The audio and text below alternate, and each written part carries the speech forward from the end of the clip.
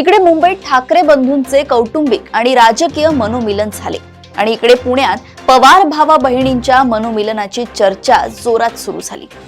ठाकरे बंधूंचे मनोमिलन अगदी अचानक झालेले नाही, गेल्या 6 महिन्यांपासून ही प्रक्रिया सुरू होती।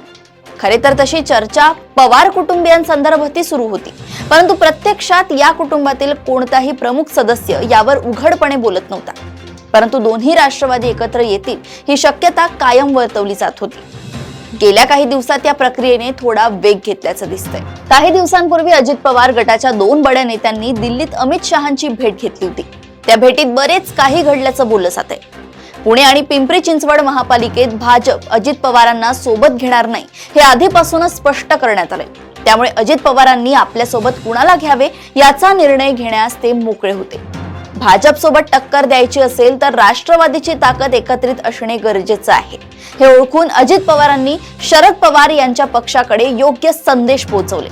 दुसरीकडे भविष्यातला आपला मार्ग प्रशस्त करण्यासाठी ही संधी साधायला हवी असे शरद पवार गटातील अनेकांचे मत होते। या अनेकांमध्ये नेमके कोण आहेत हे उघड झाले नसले तरी आता किमान पुण्यासाठी बहीण भाऊ एकत्र येणार असल्याची जोरदार चर्चा आहे। लवकरच कदाचित 1-2 दिवसातच अजून एका तडजोडीला आकार मिळू शकतो। महापालिका आणि नंतरच्या जिल्हा परिषद निवडणुका झाल्यानंतर पुढच्या लोकसभा निवडणुकीपर्यंत महाराष्ट्रात कोणत्याही मोठ्या निवडणुका नाही। हा कालावधी तसा खूप मोठा आहे। त्यामुळे या निवडणुकांनंतर अजून एक ऐतिहासिक मनोमिलन घडू आले तर आश्चर्य वाटू नये।